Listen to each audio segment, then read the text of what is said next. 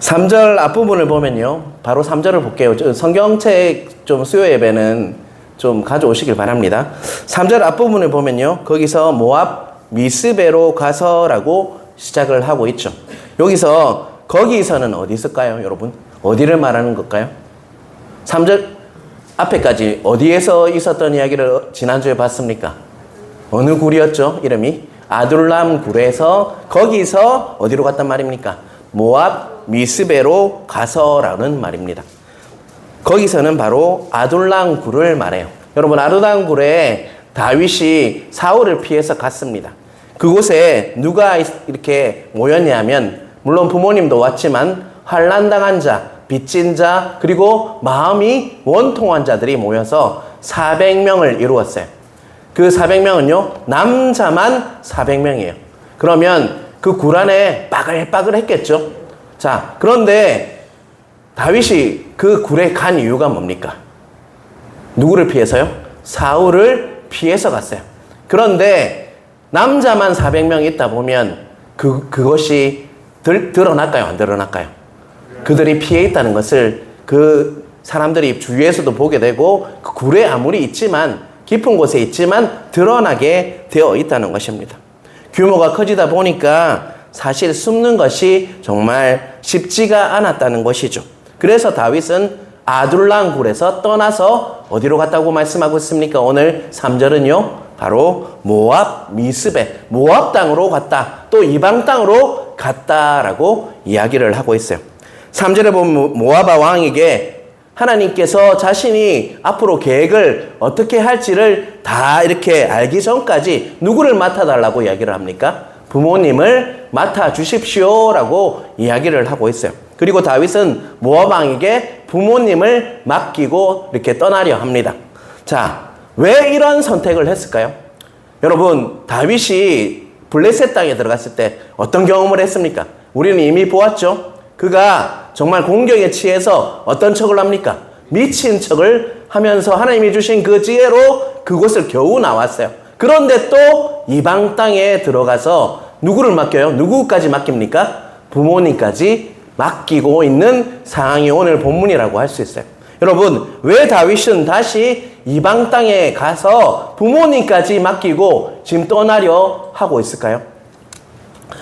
그 이유를 충분히 추론할 수 있는 부분이 있어요. 여러분, 다윗의 증조 할머니가 누굽니까, 여러분? 내 증조 할머니도 모르겠는데 무슨 다윗의 증조 할머니까지 알겠나라는 생각이 드시죠? 여러분, 근데 중요해요, 이 부분이. 바로 다윗의 증조 할머니이자 이새의 할머니가 누구냐면 룻기의 주인공이 누구예요? 룻이죠. 바로 다윗의 증조 할머니가 바로 룻이에요. 룻이 어디 사람입니까? 모압 사람이에요. 그러다 보니까 모압 왕도 알았을까요? 몰랐을까요? 아, 저 사람이 모압에 혈통이 있는 자다라는 것을 알았어요. 그러다 보니까 그 할머니에게 그런 피가 흐르고 있다는 것을 알기 때문에 다윗이 그게 모압 왕에 부탁했을 때 흔쾌히 그 가족들까지 맡아주는 일이 있을 것이라고 추측할 수가 있다는 것입니다. 성경 어디에도 나오지 않지만 우리는 성경의 여러 가지 부분들을 통해서 그것을 추론할 수가 있다는 것이죠. 그러다 보니까 모압 왕은요, 다윗과 그 가족들을 상당히 호의적으로 맡아 주었다는 것입니다. 자, 5절을 보면요, 누가 나타나냐면 선지자 갓이 다윗에게 말씀합니다.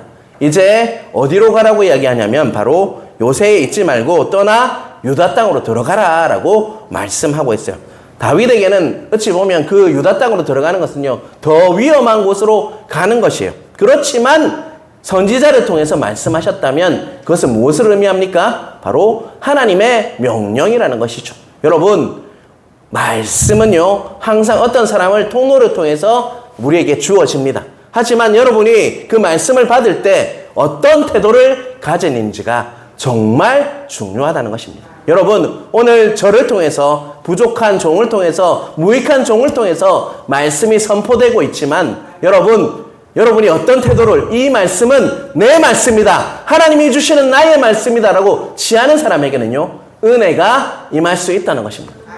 여러분, 인간적으로 생각하면요, 자꾸 말씀이 나를 공격하는 것 같고 나를 치는 것 같이 느껴질 수 있어요. 하지만 유호진 목사를 통해서 말씀이 선포되고 있지만 이 말씀은 하나님의 말씀이고 나에게 주는 말씀이라고 받을 때 여러분 위에 은혜가 임한다는 거 꼭 믿으시는 여러분 되시길 주님의 이름으로 축원합니다. 6절을 보면요, 사울이 다윗이 유다 땅에 다시 나타났다는 소식을 듣게 되었죠. 그러니까 사울은 어떻게 했냐? 신하들을 다 모았어요. 이제 그래 한번 보자. 너 이제 이렇게 유다 땅으로 들어왔으니까 너 이제 두고 보자. 이런 마음으로 누구를 모았다는 것입니까? 자신 주위에 있던 신하들을 다 모았어요.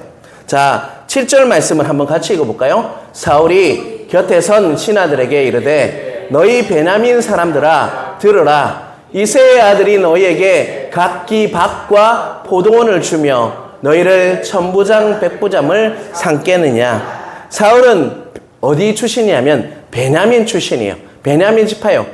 그러니까 지금 사울이 왕이 되었는데 주위에 누가 많았을까요? 베냐민 사람들이 많았다는 거예요. 어느 지파 사람들이 많았다고요? 베냐민 지파 사람들이 많았다는 거예요. 그런데 그래서 사울은 이렇게 이야기하죠. 너희 베냐민 사람들아 들어라 라고 이야기하고 있어요. 그런데 다윗은 어디 사람입니까 여러분? 유다 사람입니다.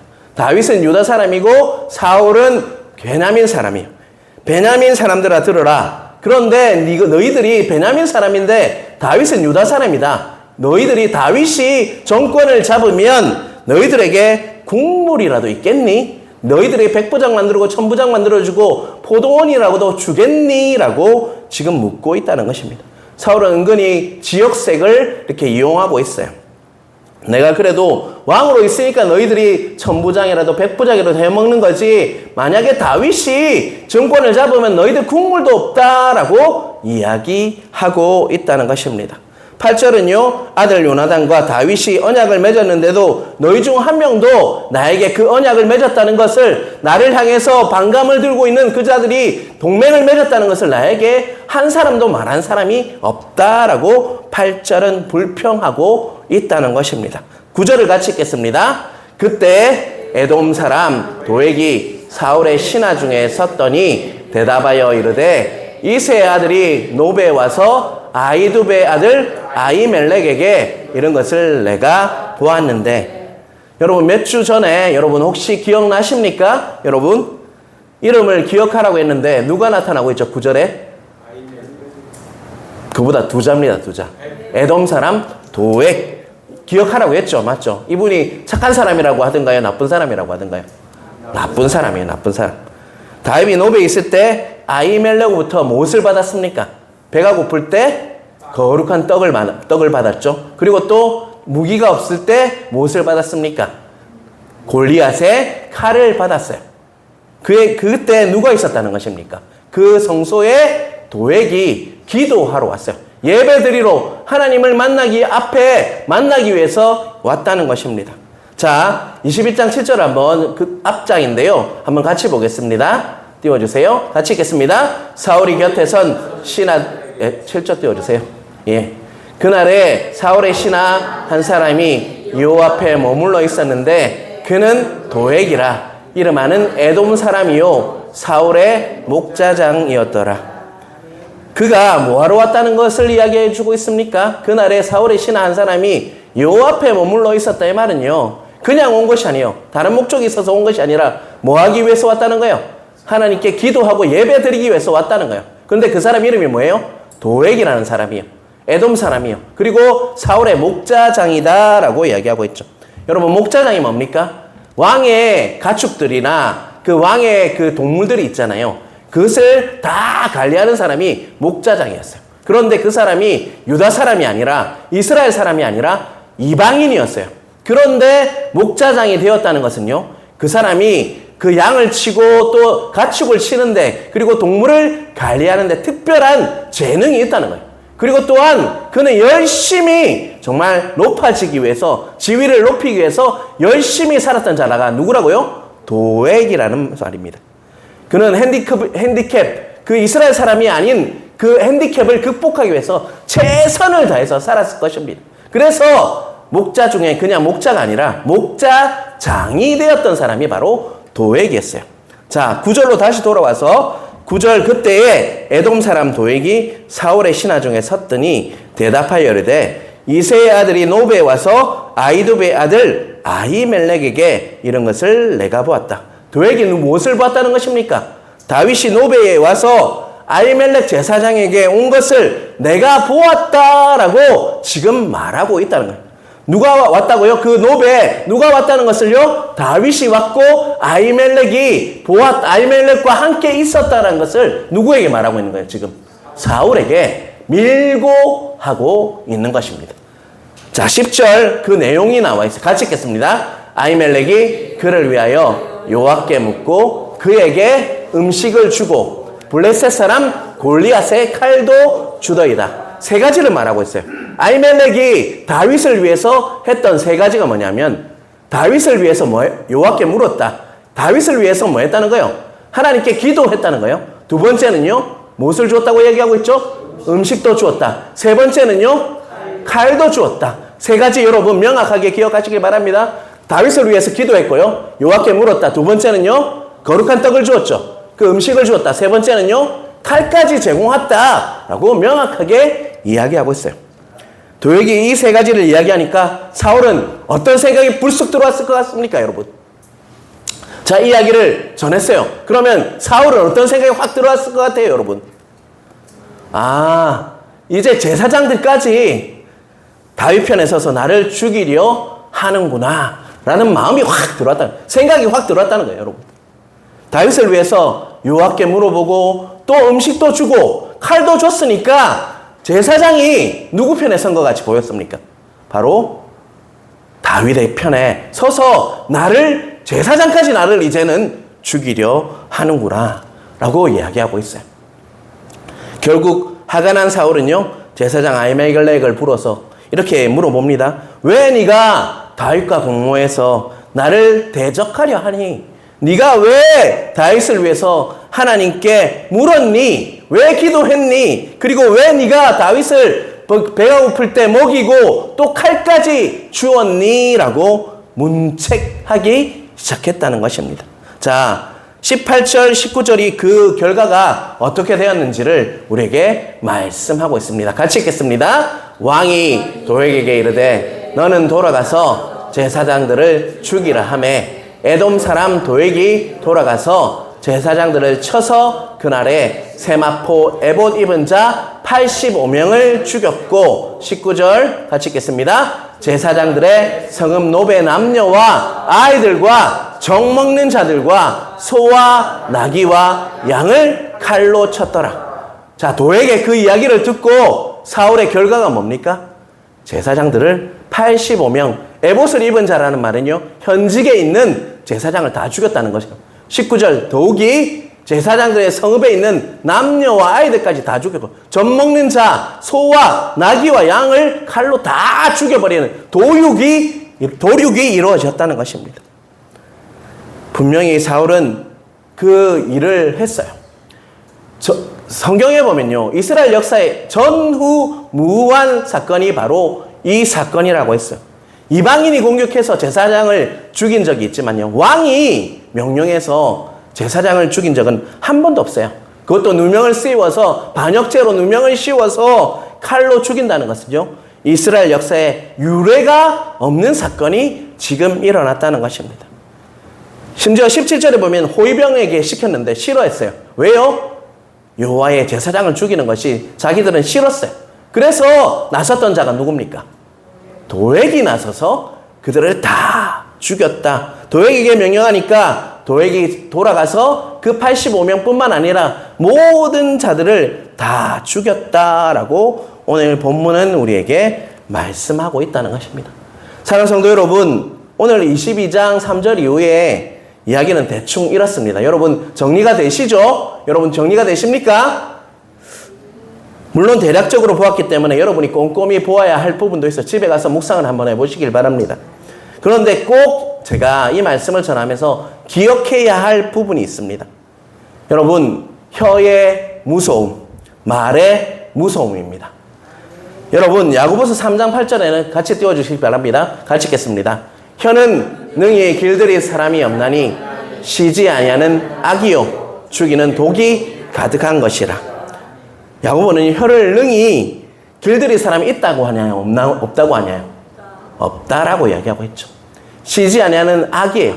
죽이는 독이 가득한 것이 뭐라고요? 우리의 새치혀라는 것입니다. 그만큼 통제하기도 힘들고요. 또한 남들을 죽이기도 하는 그런 독과 같이 작용할 수 있는 것이 누구라고요? 우리의 혀다라고 말씀하고 있다는 것입니다. 그래서 우리는요, 늘 훈련해야 합니다. 혀를 절제하는 훈련을 해야 한다는 것이죠. 다스릴 수 없기 때문에 훈련을 해야 돼요.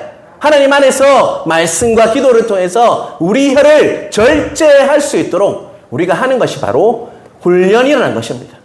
성령의 사람의 특징이 뭔지 아십니까? 혀를 절제한다는 것입니다. 말을 아끼고 절제하는 것이 성령의 사람의 특징이라는 것이죠. 아예 절제가 되지 않으면요, 말을 하지 마십시오. 말을 줄이십시오. 말이요, 잘못하면 남을 죽일 수 있는 독이 가득한 혀라고 오늘 본문은 야고보서는 우리에게 말씀하고 있다는 것입니다. 자, 사랑하는 성도 여러분, 10절을 다시 한번 읽어볼까요? 같이 읽겠습니다. 다시 읽겠습니다. 예, 같이 읽겠습니다. 아히멜렉이 그를 위하여 여호와께 묻고 그에게 음식도 주고 블레셋 사람 골리앗의 칼도 주더이다. 자, 도액이 고발하는 그 내용이죠. 아히멜렉이 누구에게 물었다고요? 누구를 위해서 물었다고요? 다윗을 위해서 여호와께 물었다. 첫 번째. 두 번째는 무엇을 주었다고요? 음식도 주었다. 그리고 블레셋 사람 골리앗의 칼도 주더이다. 세 가지 있잖아요. 여러분, 이 세 가지가 거짓이에요, 진짜예요? 진짜죠. 분명히 성경은요, 다윗이 이렇게 갔을 때 음식도 먹고 또한 골리앗 칼도 받았어요. 그리고 아히멜렉이 다윗을 위해서 기도했다고도 했어요. 하나도 틀린 게 없어요. 틀린 말이 없죠? 여러분 보이시죠? 그것이 세 가지 다 사실이라는 거예요.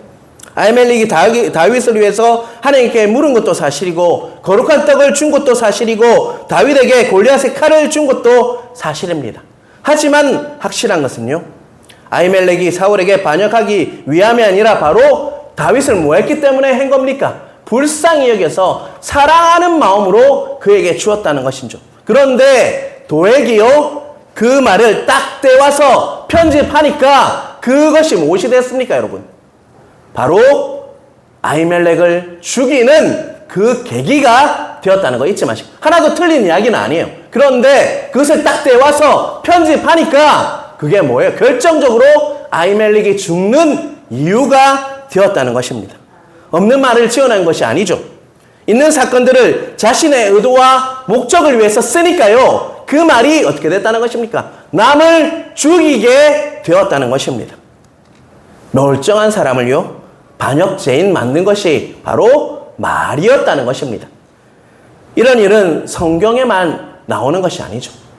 우리가 살고 있는 세상에도 너무 비일비재하게 이런 일들이 많이 일어나고 있다는 것입니다. 몇 가지 사건을 편집해버리고 이야기해버리면요, 정말 멀쩡한 사람도 바보 만드는 것이 우리의 말일 수 있다는 것입니다. 사랑하는 성도 여러분, 저는 오늘 말씀을 보면서 다시 한번 이렇게 확실해지는 마음이 있습니다. 무엇이냐면요, 누군가 나에게 와서 어떤 사람에 대해서 좋지 않은 이야기를 하면요, 허물을 막 이야기하면 이렇게 생각하기로 결단했습니다. 언젠가 이분은 또 나와 관계가 불편해지면, 또 나에 대해서도 어려워지면, 나의 관계가 어려워지면 나에 대해서도 좋지 않은 말을 할 수 있는 사람이구나, 저 사람은 믿지 않아야 되겠다라고 결단하기로 했어요. 여러분, 그만큼요, 우리의 말은 무섭다는 거, 우리의 혀는 무섭다는 거 꼭 기억하시는 은혜가 있길 간절히 바랍니다. 사랑하는 성도 여러분, 이 말씀을요, 하나님의 말씀으로 받으시길 간절히 바랍니다. 내가 여러분을 치려고 설교하는 거 아니에요. 저는 순서에 따라서 지금 설교하고 있어요. 그런데요, 우리가 꼭 기억해야 할 거, 정말 말의 절제, 혀의 절제가 진짜 중요한 부분이다. 성령의 사람은 절제하는 사람이라는 것을 꼭 기억하시는 여러분 되시길 간절히 바랍니다. 여러분, 나에 대해서는요, 마음껏 이야기하십시오. 좋은 이야기도 하시고요, 부정적인 이야기도 하십시오. 마음껏 해도 저는 아무 말 안 하겠습니다. 하지만요, 남에 대해서는요, 아무리 좋은 이야기라도 절제하시길 바랍니다. 더욱이 나쁜 이야기는요, 절제하시길 바랍니다. 여러분, 그러한 은혜 있길 주님의 이름으로 축원합니다. 좋은 이야기든 나쁜 이야기든 그냥 하지 마십시오. 하지 마세요. 그냥 좋은 이야기 들었건 나쁜 이야기를 들었건 여러분, 그분을 위해서 우리가 해야 할 것은요, 조용히 기도하는 거예요. 말하는 게 아니라 우리는 그 사람을 위해서 기도하는 것이 우리가 해야 할 일임을 잊지 않으시는 여러분 되시길 주님의 이름으로 축원합니다. 저를 포함해 우리들 중에 온전한 사람이 누가 있습니까? 저도 얼마나 부족한 사람인지 모릅니다. 여러분, 제가 주일에 고백했잖아요. 정말 죄인 중에 개수가 바로 나예요. 우리들은 다 부족한 사람들입니다. 우리 소망은요, 그래서 예수 그리스도밖에 없다는 것입니다. 여러분, 이 말씀을 자신의 말씀으로 받으시는 은혜가 있길 주님의 이름으로 축원합니다. 오늘 본문과 함께 보아야 할 시편이 뭐냐면 52편입니다. 자, 표제를 한번 띄워주시기 바랍니다. 시편 52편이 오늘 본문과 딱 어울리는 말이에요. 같이 보시길 바랍니다. 다윗의 마스길 인도자를 따라 부르는 노래. 에돔인 도액이 사울에게 이르러 다윗이 아히멜렉의 집에 왔다고 그에게 말하던 때에, 뭐라고 다시 한번 읽겠습니다. 다윗의 마스길 인도자를 따라 부르는 노래. 에돔인 도액이 사울에게 이르러 다윗이 아히멜렉의 집에 왔다고 그에게 말하던 때에. 오늘 본문과 매치가 됩니까 여러분? 에돔이 도액에게 사울에게 이르러 다윗이 아히멜렉의 집에 왔다고 그에게 밀고 하던 때에 지은 시가 뭐라고요? 시편 52편이라는 것입니다. 자, 2절, 4절, 5절을 같이 읽겠습니다. 내 혀가 심한 악을 꾀하여 날카로운 삭도같이 간사하였도다. 간사한 혀여, 너는 남을 해치는 모든 말을 좋아하는도다. 그런즉 하나님이 영원히 너를 멸하심이여 너를 붙잡아 내 장막에서 뽑아내며 살아있는 땅에서 내 뿌리를 빼시리로다. 누구에 대한 이야기입니까 이거? 도액에 대한 이야기예요. 여러분, 이런 사람이 되지 마시길 바랍니다. 우리는 어떤 사람이 되어야 되냐? 8절 9절을 보겠습니다. 그러나 나는 하나님의 집에 있는 푸른 감람나무 같음이여 하나님의 인자하심을 영원히 의지하리로다. 주께서 이를 행하셨으므로 내가 영원히 주께 감사하고 주의 이름이 선하심으로 주의 성도 앞에서 내가 주의 이름을 사모하리라.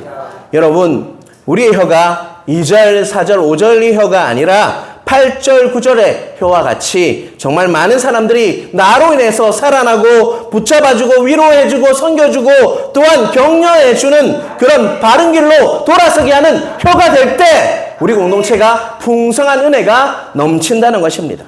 자, 잠언 15장 4절 같이 읽겠습니다. 온순한 혀는 곧 생명나무이지만 패역한 혀는 마음을 상하게 하느니라. 온순한 혀는요, 훈련된 혀예요. 하나님 안에서 성령님의 인도하심으로 절제하는 혀는 뭐라고요? 생명나무라는 거예요. 생명나무가 뭡니까? 나무에서 뭐가 생긴다는 것입니까? 생명의 열매가 생긴다는 거예요. 우리 혀가 훈련되어져서 정말 남을 살리는 생명이 주렁주렁 열리는 그런 나무가 되어야 한다는 것입니다. 우리 성도님들이 그런 생명나무와 같은 그런 자들이 되시길 주님의 이름으로 축원합니다. 여러분, 우리가 남을 살릴 수가 있어요. 말 한마디가요, 남을 살립니다. 여러분, 사랑한다 해주고 존중해주고 아껴주고 섬겨주고 또한 존귀하게 여긴다 존대하는 말을 할 때요, 아무리 부족한 사람이라도요, 칭찬하는 거, 존귀하다고 여겨주는 거, 축복해주는 것은요, 그 사람에게 분명히 열매가 맺히는 계기가 된다는 거 꼭 기억하시는 은혜가 있길 간절히 바랍니다. 가정과 일터와 교회에서 이 세상 속에서 생명의 나무의 열매가 주렁주렁 열리고 생명수가 펑펑 쏟아날 수 있는 은혜가 여러분 혀에 훈련되어져서 절제하는 혀에 우리 말에서 넘치길 주님의 이름으로 축원합니다. 여러분, 오늘 말씀을 꼭 기억하시길 바랍니다. 여러분, 주일날 이 말씀을 선포하려고 하다가요. 그냥 빨리 전하고 싶어서 오늘 전합니다, 여러분. 여러분, 꼭 우리는요, 생명나무와 같이 그런 혀로 사용되어져서 남들을 죽이는 것이 아니라 남들을 살리고 남들이 정말 하나님을 더 알아가도록 예수 그리스도를 알아가도록 열매가 주렁주렁 열리는 그런 혀로 사용되어져서 정말 우리 교회만 오면요, 아픈 자들이 회복되고 치유되고 회복되면서 정말 이곳에서 꿈을 발견하고 아이들도 정말 껌찍 씻고 왔다가 하나님을 발견하고 소망을 이루는 그런 교회가 되었으면 좋겠어요. 여러분, 제가 이전교회에 있을 때 내에게 맡겨주신 아이들 다 대부분이 그런 아이들이었어요. 처음에는요, 껌찍찍 씻고 와가지고 왜요? 맨날 말만 하면 왜요? 근데 그 아이들이 말씀이 딱 들어가니까요, 어떤 데인 줄 아십니까? 간호사가 되고요, 정말 꿈을 발견해서 지금은 결혼했다는 거 했는데 나한테 청첩장도 안 보내긴 하던데요, 여러분 정말 꿈을 발견하니까 삶이 달라지더라고요. 그러한 교회가 되길 주님의 이름으로 축원합니다. 아무리 힘든 자더라도 환난당하고 그 아둘람굴에 모였던 사람들 같이 마음이 원통하고 빚진 자들이 있지라도 우리 교회 공동체에 들어왔을 때 회복이 되는 은혜가 있길 주님의 이름으로 축원합니다. 그것은요, 오늘 찬양 더 원합니다 라고 하는데요, 하나님을 깊이 만나야 합니다. 사랑한다는 고백이 우리의 고백이 되길 주님의 이름으로 축원합니다. 우리 찬양할 때 그냥 하지 마시고 간절히 기도하는 마음으로 예수 사랑합니다, 온 마음 다해서 정말 사랑합니다, 오직 주님 한 분만 알기 원합니다, 그 마음으로 기도하시는 마음으로 찬양하시길 주님의 이름으로 축원합니다.